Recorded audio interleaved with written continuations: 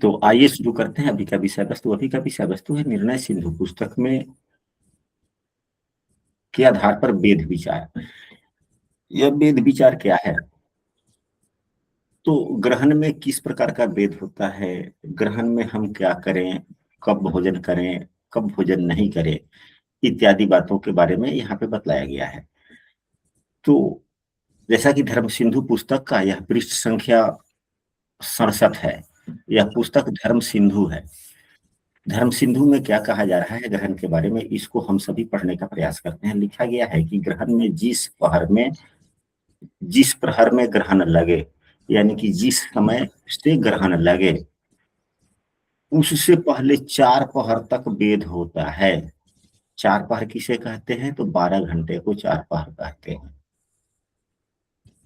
12 घंटा को, यानी कि पूरे 24 घंटा में 8 पहर होते हैं। सूर्य ग्रहण में जिस पहर में ग्रहण लगे, यानी कि जिस समय से ग्रहण लगे उससे 12 घंटे पहले से वेद हो जाता है। चंद्र ग्रहण में तो 3 ही पहर तक होता है। 3 पहर का मतलब क्या हुआ? एक पहर कितने घंटे का हो गया? यदि 4 पहर 12 घंटे का है तो 3 पहर 9 घंटे का होगा। 3 घंटे का हाँ, 3 घंटे का एक पहर। पूरे 24 घंटे में 8 पहर होता है।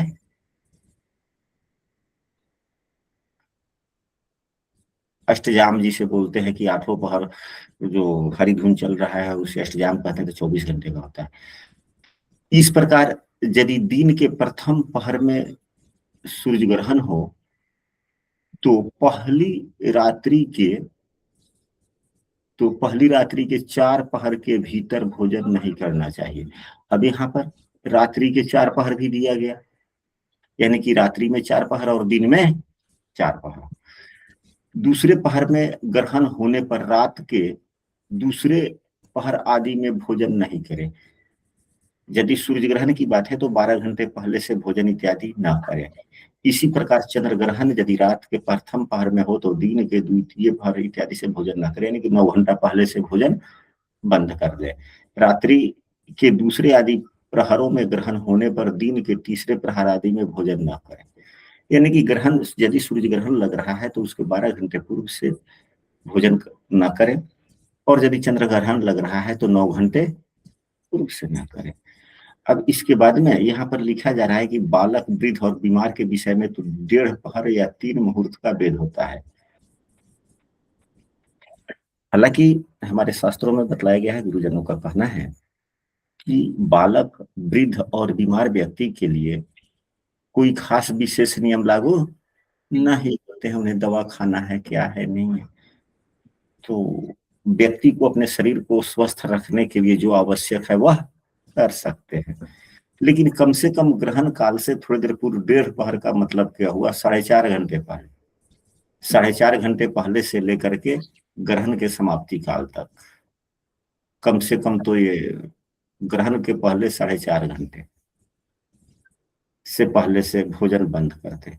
यदि अत्यावश्यक है तो बालक, वृद्ध, बीमार व्यक्ति के लिए तो शास्त्रों में भी वर्णित है कि अपने स्वास्थ्य रक्षा है तो सब काम कर सकते हैं।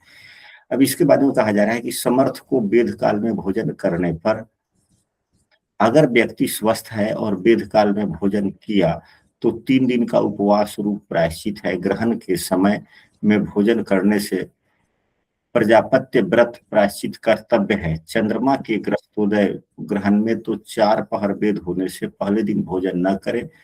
कोई तो चंद्रमा के संपूर्ण मंडल में ग्रहण लगने पर 4 पहर का वेद और खंडग्रास में 3 पहर का वेद कहते हैं।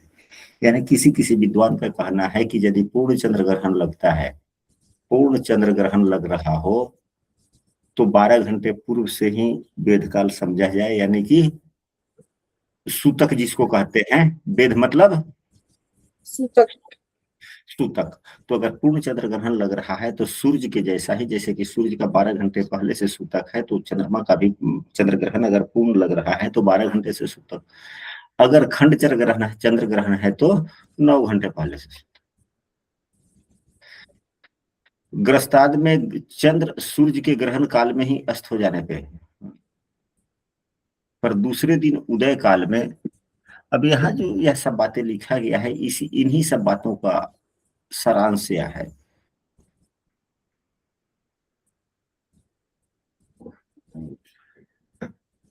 दूसरे दिन उदय काल में स्नान करके शुद्ध होकर भोजन करे। स्नान से शुद्ध हुआ, इस कथन का से शुद्ध मंडल दर्शन। समय के स्नान के पहले से अशुद्धि रहती है, इस कथन से शुद्ध दिशा निरोधक। स्नान से पहले जल का लौट जाना, रसोई आदि का बनाना ठीक नहीं है, ऐसी हमारी धारणा है।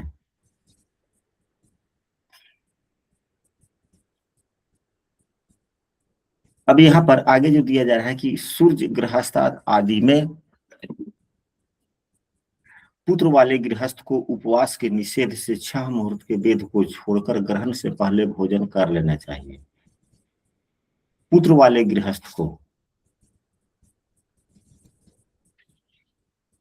यहाँ पर यह भी लिखा जा रहा है कि सूर्य गृहस्थ आदि में, यानी कि सूर्य का ग्रहण इत्यादि लग रहा हो तो पुत्र वाले, मतलब कि जिसके पास में संतान है, को उपवास के निषेध से, मतलब उनको उपवास नहीं करना है, तो 6 मुहूर्त के वेद को छोड़कर ग्रहण से पहले भोजन कर लेना चाहिए।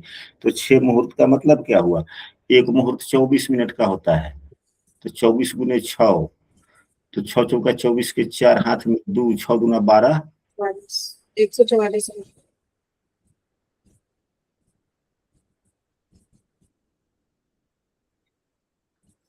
मुहूर्त 6 मुहूर्त, ये तो घटी हो गया। 24 घटी, 24 मिनट का एक घटी होता है, 48 मिनट का एक मुहूर्त होता है। 48 मिनट का एक मुहूर्त। हाँ, तो 8 छक 48 के 8 हाथ में 2, हाथ में 4, 8 छक 48 के 8 हाथ में 4, और 6 चौका 24, 4 28, यानी कि 288 मिनट, यानी कि 3 घंटे, 5 घंटे में 12 मिनट कम, तो 5 घंटा ही मान लिया जाए। 5 घंटे में 12 मिनट कम, यानी कि 4 घंटा 48 मिनट हुआ। 4 घंटा 48 मिनट पहले तक भोजन कर ले, यानी कि 5 घंटा पहले। यानी कि जिसके पास में संतान है उनके लिए 12 घंटे की बात नहीं कही गई, हमारे समझ से 5 घंटे पहले तक वो भोजन कर सकते हैं, जिनके पास में संतान हो। किसी, हाँ, भोजन कर लेना चाहिए। किसी का मत है, किंतु माधव के मत से पुत्र वाले गृहस्थ को भी ग्रहण में उपवास करना शिष्टाचार के अनुसार ठीक है। अग्निहोत्री को सूर्य गृहस्थास्थ ग्रहण में चंद्रमा के ग्रस्तोदय में अनुधान कर जल से व्रत करना, न कि भोजन करना चाहिए। चलिए, अब इसके बाद में ग्रहण में जो हम लोग जप इत्यादि करते हैं अपने इष्ट देवता के या मंत्र की साधना इत्यादि के लिए, तो उसका हवन हम कब करें? तो दूसरे दिन हम हवन करें, ग्रहण काल में ना करें। शास्त्र से थोड़े समय से मुक्ति का निश्चय करके, मुक्ति के बाद में स्नान करके होमादि कर्तव्य, यानी कि ग्रहण काल में यदि हम मंत्र इत्यादि करते हैं, जप करते हैं, तो ग्रहण की समाप्ति हो जाए, फिर स्नान करके हम होम इत्यादि करें। देर से मुक्ति होने पर होम काल का अतिक्रमण होगा, तो ग्रस्तोदय की तरह ग्रहण मध्य में संध्या और होम करके नित्य कर्म करे, मुझे ऐसा प्रतीत होता है। चलिए, स्पष्ट यह हुआ कि इतना देर पढ़ने के बाद में हम लोगों ने यह समझा कि सूर्य ग्रहण में 12 घंटे पूर्व से सूतक लग जाता है, और सूतक काल में हमें भोजन इत्यादि नहीं करना चाहिए। और चंद्र ग्रहण में 9 दिन पर 9 घंटे पूर्व सूतक लग जाता है। हम सबों को सूतक काल में भोजन ग्रहण नहीं करना चाहिए। ग्रहण काल में हम अपने इष्ट देवता या जो भी मंत्र की दीक्षा प्राप्त किए हैं, उस मंत्र की जागृति हेतु हम उसका जप करें। जब ही मोक्ष हो जाए, फिर उसके बाद में हम स्नान करके पुनः किए गए मंत्रों के जप के संख्या के दशांश हवन करें, या अगले दिन यदि रात्रि में चंद्र ग्रहण है तो रात्रि में नहीं करें, अगले दिन नहा धो करके उसका हवन इत्यादि करें। यहाँ तक हम लोगों ने पढ़ा। अब इसके बाद में आगे दिया जा रहा है कि ग्रहण से किसको किसको हानि होता है, ग्रहण का अनिष्ट फल किसको मिलता है, इसके बारे में यहाँ पर बतलाया गया है। लिखा जा रहा है कि जन्म राशिर ग्रहण शुभाशुभ विचार। जन्म राशि के अनुसार ग्रहण का शुभ अशुभ फल कब होता है, कैसे होती है।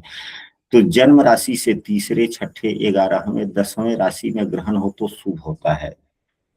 यानी कि आपके लग्न कुंडली में चंद्रमा जिस राशि में है उस राशि से उपचय भाव की राशि में यदि चंद्र ग्रहण लगे तो, अब इसको हम सभी कैसे समझेंगे। तो इसके लिए हमें यह देखना होगा, मान लिया जाए उदाहरण के लिए यह कुंडली आपकी हो गई, किसी भी लग्न की कुंडली हो सकती है, किसी की मान लिया जाए कि तुला राशि की कुंडली हो गई तो 7 8 9 10 11 12 1 2 3 4 5 6 यह कुंडली हो गई। फिर देखेंगे कि कुंडली में चंद्रमा कहाँ है। चंद्रमा किसी भी भाव में हो सकता है, चंद्रमा किसी भी भाव में हो सकते हैं, किसी भी भाव में हो सकता है। किसी अब भी आप, राशि में हो सकते हैं, हाँ जी, किसी भी राशि में हो सकते हैं। किसी भी राशि में हो सकते हैं। तो आप ही बोल दीजिए किस राशि में बिठा दे चंद्रमा को। मीन राशि में। मीन राशि में बिठा दिए चंद्रमा। अब चंद्रमा यहाँ पे आ गया, रुके कलम का रंग बदलते हैं। चंद्रमा यहाँ हो गया, तो चंद्रमा से तीसरे भाव में, 8वें भाव। अब तो चंद्रमा यहाँ मीन हो गया तो मीन से तीसरा गिनेंगे, 1 2 वृषभ राशि। 3, यानी कि वृषभ राशि 2 हो गया। फिर चंद्रमा से छठे तो यह 3 हुआ, तो 4 5 6, यहाँ पर राशि। 5 नंबर की राशि हो गई। फिर 11वां और 10वां, तो 10वां 11वां हुआ, तो यह हुआ 6 7 8 9 10, यह हो गया 11, यह हो गया, तो 9 और 10 हो गया। अगर इन राशि में ग्रहण लग रहा हो, अब ग्रहण में इन राशि में ग्रहण लगेगा कैसे हम समझेंगे। तो जिस रोज ग्रहण लग रहा हो उस रोज चंद्रमा किस राशि में है, तो इसके लिए हम सब पंचांग को जरा देख लेते हैं। हम सभी पंचांग भी देख लेते हैं। पंचांग के सहारे समझ लेते हैं।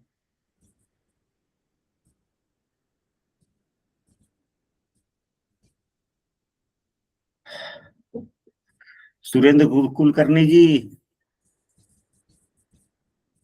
प्रणाम गुरुजी। आशीर्वाद है। तो यहाँ पे पंचांग में दिया गया रहता है ग्रहण के बारे में, शुरू के ही पन्नों में कहीं रहता है।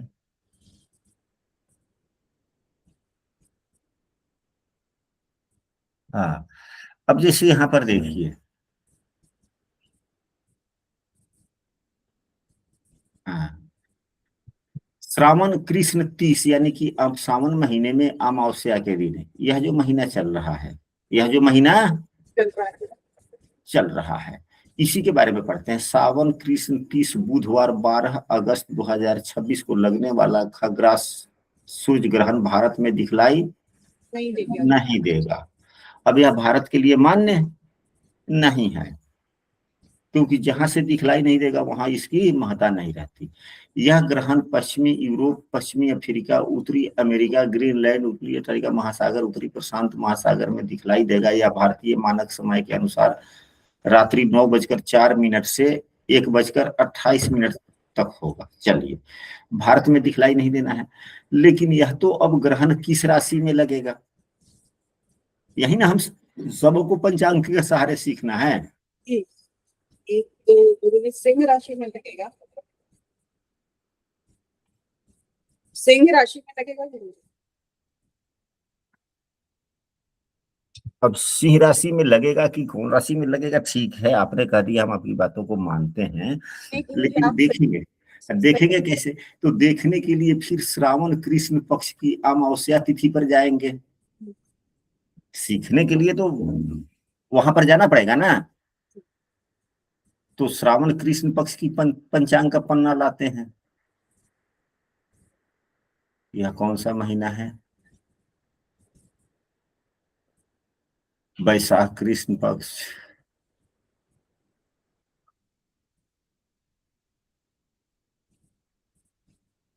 अधिक ज्येष्ठ,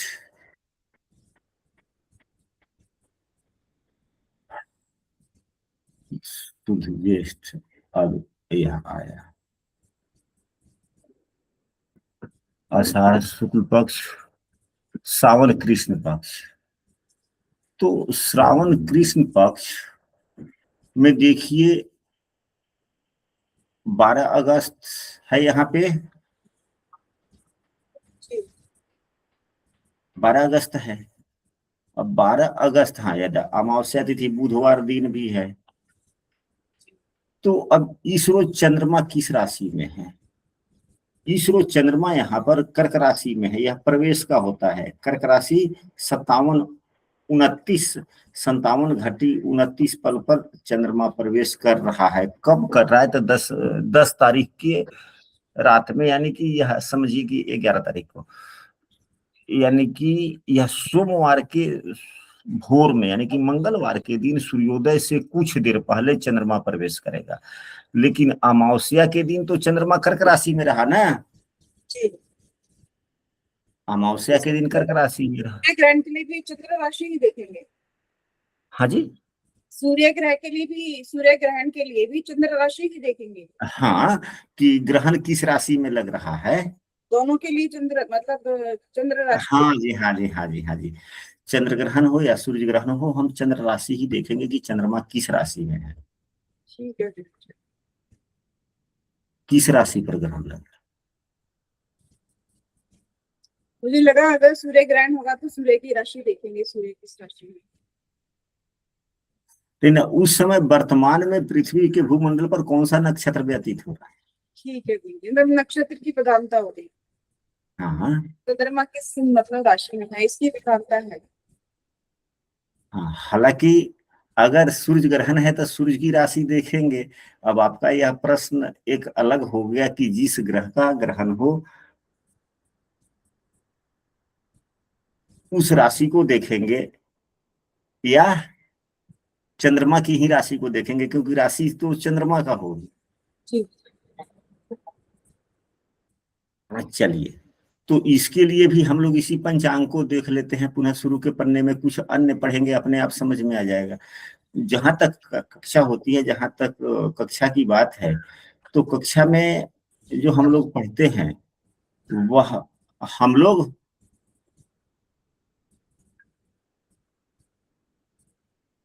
पुस्तक के आधार पर पढ़ते हैं। ठीक। हम लोग पुस्तक के आधार पर पढ़ते हैं।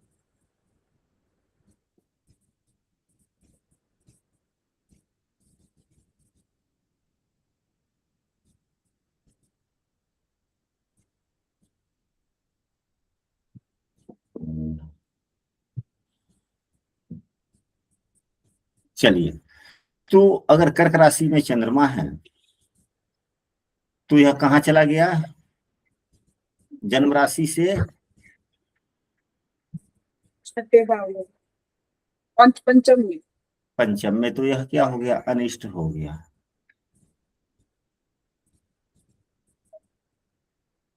नहीं गुरुजी, इसमें लिखा है कि मध्यम होगा। मध्यम होगा तो उत्तम तो नहीं हुआ ना। अन्य सभी भावों में मध्यम होता है, न ज्यादा लाभ है न ज्यादा नुकसान है, मिश्रित फल हो गया। लेकिन नियम यह है कि जिस राशि पर ग्रहण हो, अगर वह जन्म से चौथे, आठवें, 12वें है तो अनिष्ट हो जाता है। अगर यही ग्रहण मिथुन राशि पर होता, चौथा हो गया, 8वां तुला राशि हो गया तो अनिष्ट, 12वां अगर यहाँ पर है तो अनिष्ट, चौथा, 8वां, 12वां, चौथा, 8वां, 12वां पर है तो अशुभ हुआ। चलिए, अब यहां पर देखा जाए, अब लिखा जा रहा है कि जिसकी जन्म राशि या जन्म नक्षत्र में ग्रहण हो उनको अधिक अनिष्ट होता है।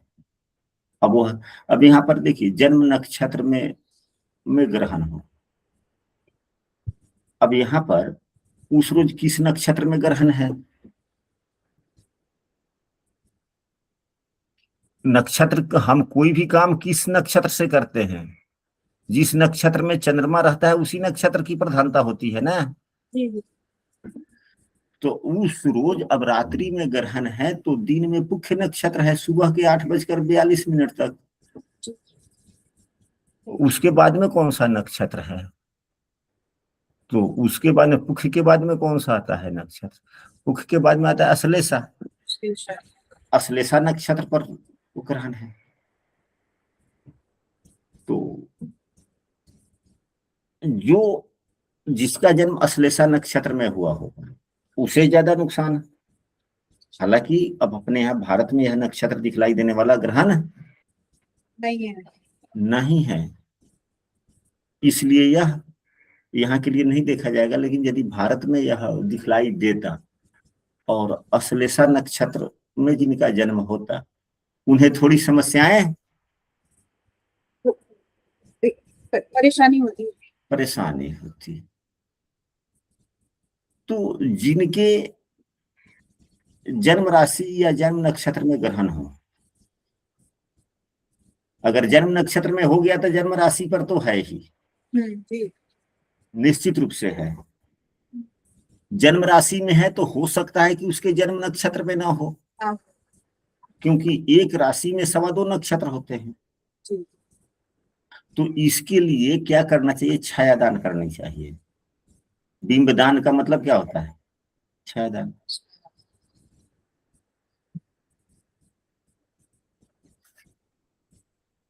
छायादान को ही बिंबदान कहेंगे ना, कि और दूसरे किसी चीज को? और चंद्र ग्रहण में चांदी का, सूर्य ग्रहण में सोने का।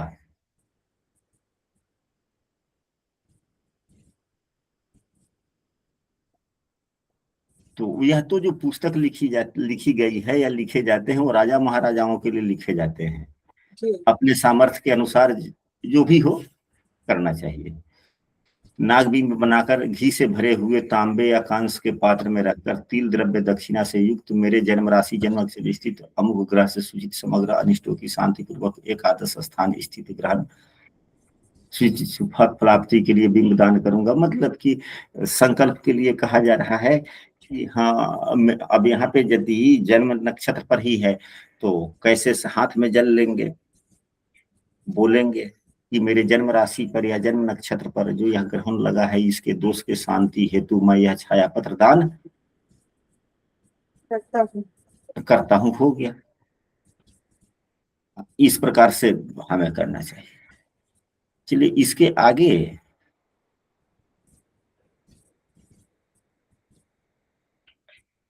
अगर चौथे स्थान में है तब भी अगर आप दान इत्यादि कर रहे हैं तो भी उत्तम बात है, 8वें में है तो भी कर रहे हैं तो भी उत्तम बात है, और 12वें में भी है तो भी कर सकते हैं।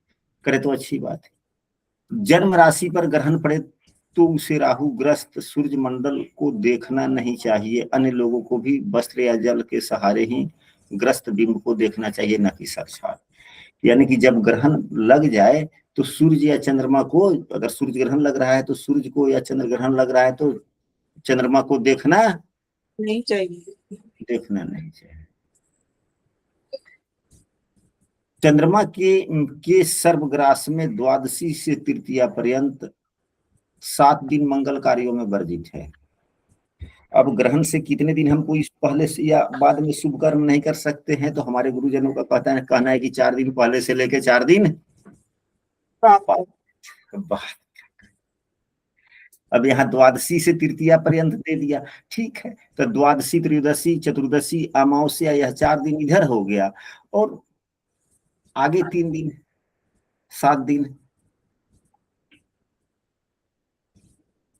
और सूर्य ग्रहण में एकादशी से लेकर चतुर्थी पर्यंत तक मंगल कार्य वर्जित है। तो एकादशी में 8, सूर्य ग्रहण में 8 दिन हो गया, नहीं 9 दिन हो गया ना। फिर एकादशी से चतुर्दशी, यानी एकादशी, द्वादशी, त्रयोदशी, चतुर्दशी, पूर्णिमा, एकम, द्वितीया, तृतीया, चतुर्थी, यानी कि चंद्र ग्रहण में 7 दिन और सूर्य ग्रहण में 9 दिन। यानी कि चंद्र ग्रहण हो तो पहले 4 दिन पहले से लेकर 3 दिन बाद तक, और सूर्य ग्रहण हो तो 5 दिन पहले से लेकर 4 दिन बाद तक कोई भी शुभ काम नहीं करना चाहिए।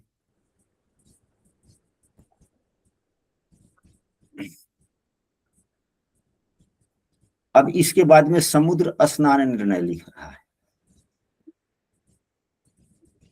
अब समुद्र में पूर्णिमा अमावस्या आदि पर्वों में स्नान करना चाहिए। अब जिसके पास के अगल बगल के घर के अगल बगल में समुद्र है तो वह तो समुद्र में स्नान करेगा, और जिसके अगल बगल में समुद्र नहीं है तो क्या करेगा?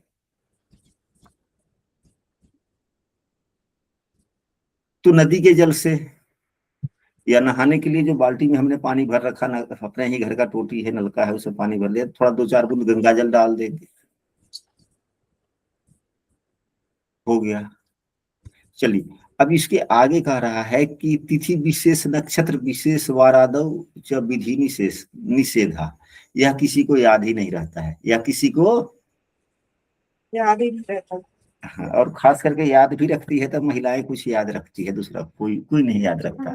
पुरुष वर्ग के लोग तो याद ही नहीं रखते। तो यहाँ पर लिखा जा रहा है कि सप्तमी को तेल, नीले वस्त्र को न पहने, न आंवलों से स्नान करे, किसी से झगड़ा न करे, तांबे के पात्र में भोजन न करे, प्रतिपदा, खष्टी और एकादशी को उपटन लगाना वर्जित है। उपटन किस चीज को कहा जाता है? उपटन श्रृंगार को कहा जाता है। उपटन श्रृंगार। श्रृंगार। तो प्रतिपदा, खष्टी और एकादशी को श्रृंगार करना वर्जित है। चतुर्थी, नवमी एवं चतुर्दशी को यानी कि रिक्ता तिथि को हजामत न बनावे, यानी कि दाढ़ी बाल इत्यादि नहीं बनाए। न बनाए।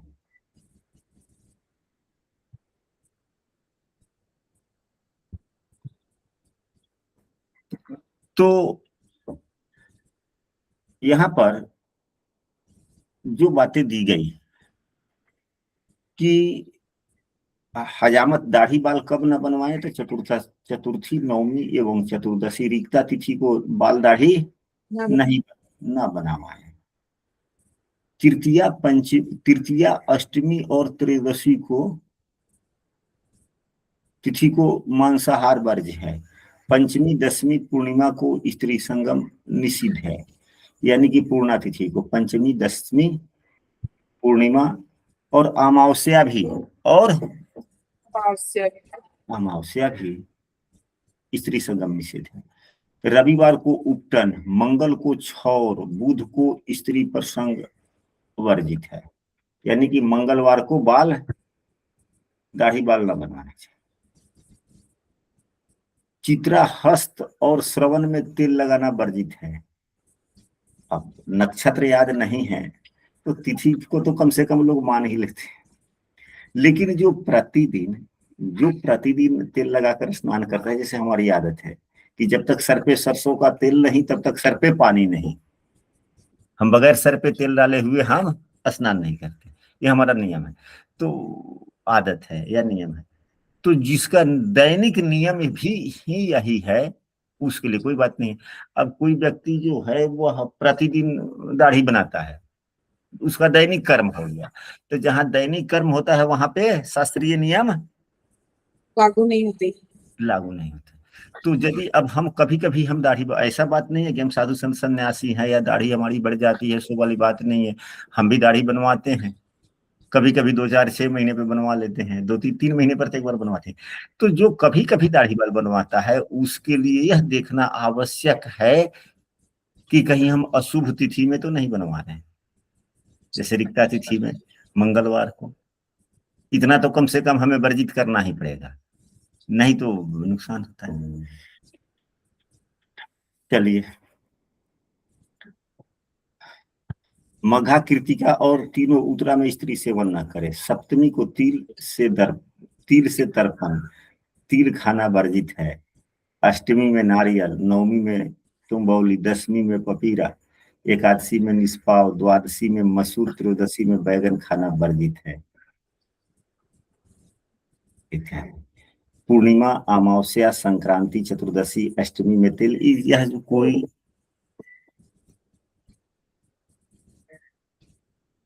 वर्जित नहीं उतना करता, लेकिन करने का प्रयास करना चाहिए। यहाँ पर लिखा जा रहा है खास करके मांस का सेवन किस रोज नहीं करना चाहिए, तो पूर्णिमा तिथि को नहीं करना चाहिए, अमावस्या का को नहीं करना चाहिए, जिस रोज सूरज की संक्रांति हो उस रोज नहीं करना चाहिए, चतुर्दशी तिथि को नहीं करना चाहिए, अष्टमी तिथि को नहीं करना चाहिए। तेल तथा मांस के सेवन से मनुष्य चंडाल योनि में जन्म लेता है।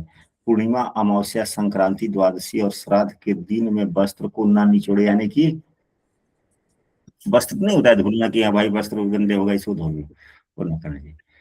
रात्रि में कहीं से गोबर, मिट्टी, पूजा पाठ के लिए किसी चीज के लिए आवश्यकता हो जल नहीं लाना चाहिए। प्रदोष काल में गोमूत्र ग्रहण नहीं करना चाहिए।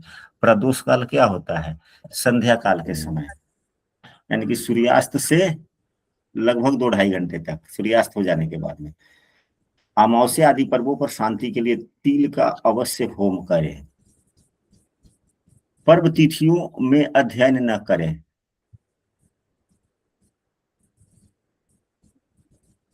पर्व तिथियों में अध्ययन न करें। शौच, आचमन और ब्रह्मचर्य आदि का सेवन करें।